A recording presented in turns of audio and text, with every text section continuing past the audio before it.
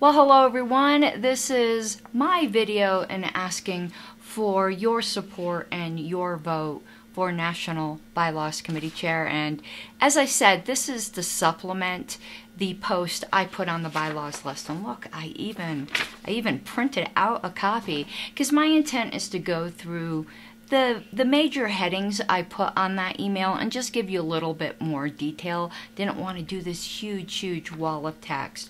So as I said, for my party background, I think most of you know that I've got a lot of experience in the party at all levels of leadership. I really do refer you to my LPDA page and make your LPDA page if you haven't done so far, if you really want the nitty-gritty of it.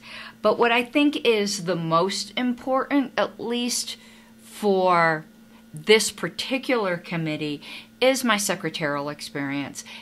As far as party qualifications, my secretarial experience, and the fact that I am the immediately past 3-time platform committee chair. So it's given me a lot of experience and making mistakes and learning from them onto how to run these kinds of national committees. So I'll get into that in another moment.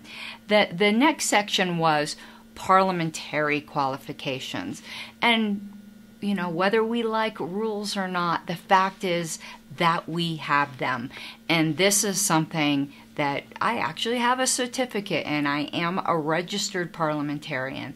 And committee work is a bit different. And while I think sometimes we have a very ideal scenario on how we would like to run things very informally, there are 2 reasons that's not particularly realistic in this type of committee. Number one, it's against the party rules. The meetings do have to be run according to Roberts and not by a more informal consensus building. However, consensus is absolutely ideal, and Roberts can be used to build towards that. But where Roberts excels is when there isn't consensus, and how you handle that in a very fair way for people that protect, as I said, the rights of the individual, the majority, and the significant minority. And there are sometimes tricky motions and ways to work through things to get at the best possible proposal, while avoiding, if possible, minority reports, so people obviously have the right to make them, in order to present something that the committee finds good to give to the delegates. And I've learned a lot on my 3 terms as platform committee chair on how to achieve that. So I absolutely believe I have those qualifications. My next subtitle here was past committee chair involvement, and I kind of dealt with that before, but I do invite you to talk to people that I've been on national committees with. Last here, well, actually not last, almost last, I guess. I kind of put this as I think of it in my head as a subcategory to past committee chair involvement, but I have it here separately, and that is organization. When you guys, first joined this committee, you saw you got a welcome manual. That's not something that's required by national. As far as I know, maybe in the distant past this has been done before, but it isn't something that's been done in the recent past. I still remember, even though I've been so involved, I still remember what it's like to be new and not know, what's expected. What are the basic ground rules here? And I don't want to feel stupid by asking a question that everyone else seems to know. So that's why I develop things like that. And I think part of the role of chair is in training up people in this way and to have a mentoring capacity.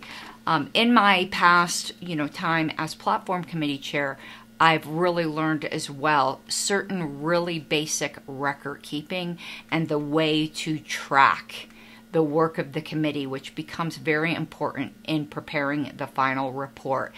And if you go on LPDA, I didn't put this in the document, but perhaps I should have put these links in here. You can always ask me for them. If you go to National Convention 2022, National Convention 2020, or National Convention 2018, you can see examples of the Platform Committee reports that I prepared. And the way, I prepare is there shouldn't be last-minute changes. People should know well ahead of time what the report is going to be. Working on it up to the last minute of convention is not ideal, and it does not gain the trust of delegates. And trust is my next portion here. The two platform committees in which I was able to present proposals, because none were presented in 2020, were widely successful. Or did I say wildly? I guess both, widely and wildly successful. Nearly all of the proposals were passed in 2018. On most of them, we presented it. You have a certain amount of time for debate, and people didn't even want to debate. You can watch the convention video and see the question got called, very little opposition, and one proposal even passed without objection. And in 2022, all the ones that the committee put forward were passed. Things like that don't happen accidentally. It does require a lot of preparation and knowing the psychology of conventions, to be quite honestly. But one thing that gets underestimated is the person presenting the proposals has to have a connection with the delegates. There has to be a certain trust factor. And when it comes to parliamentary issues and what is going to protect the rights of the individuals, that there isn't a little sneaky deaky being, snuck in here. Something that I have built up with the delegates. Well, hopefully, we don't know who the delegates would be, but with the party membership, the active party membership in general, is a trust factor in that regard. That if there's something a little hinky going on, I'm not going to go along with that. And people know that. Please know that I am not suggesting that that Ken would go along with it or anything like that. I'm just saying that I've spent my time building this kind of reputation in the party, and there are multiple affiliates who think that my help was existential to them at some really difficult times in their history, and that will help. That will help if I am Bylaws Committee Chair. I'm committed to transparency and delegate engagement, and I said I wanted to address this further here. I did town halls as platform chair, and I would fully intend upon doing this now. But I have some other ideas that I would develop with the committee. But let me run some of them by you. Not saying this is definitely what we are going to do, because again, it's going to be a committee decision. But we've got a lot of work to do on our bylaws. The past couple years have revealed some pretty significant weaknesses, in my opinion. And what I would like to do as it gets closer to convention is have perhaps even, I'm trying to put this the right way, like mock conventions or mock votes with people that are the presumptive delegates that are going to be at convention, rather than just a survey, which I definitely want to do a survey to the entire membership.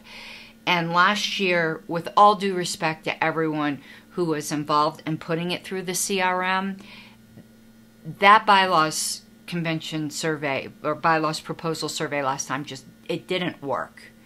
And I'm not doing it that way. If it's not ready to work this time, we'll do it again through SurveyMonkey the way that the platform committee did. But if it's ready for prime time, doing it through the CRM, then absolutely, because that captures data. That was a little bit of a rabbit trail. But once we know who the presumptive delegates are, having like mock votes with them, and mock debates with them, so we can actually hear in real time what the debates and the voting might look like. and these would all be done online. I think it would be a great way to get people excited about convention, to educate them about the proposals. Sorry for the splice here. I'm using Photo Booth, and for some reason it froze up. It's probably telling me you're talking too long, but I'm excited about this. So it requires a lot of advanced education and preparation, and I've done that in Colorado. I've done that, helped do that, I would like to say, with other state affiliates, but I'd like to take that to the next level. And maybe things like that will get adopted by the Platform Committee and future Bylaws Committee to help have better educated delegates on the convention floor that will also make things go faster and will convince committees to drop, frankly, not good proposals. Sometimes on a committee you can get very just in your own bubble and not realize that something that you guys think is a great idea is not something that's going to pass the convention floor. Let's see what else we got here. All right, so time availability. This is the last thing.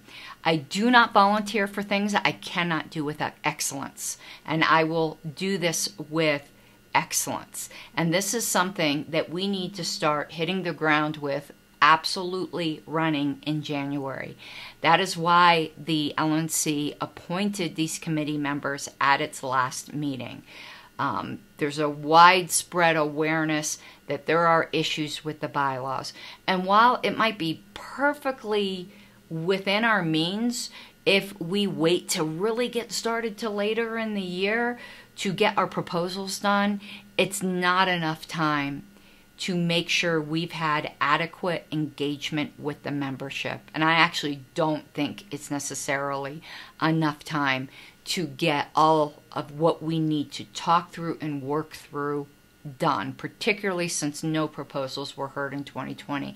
I think it's absolutely vital that we hit the ground running in January. So I just wanted to give a little bit more detail on that.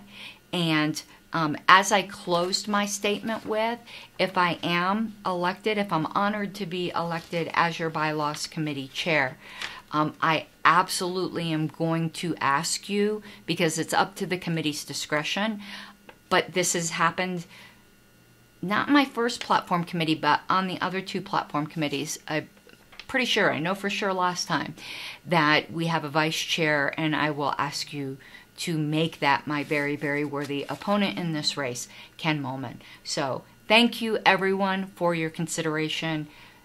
I really want this position, and I do ask you for your vote.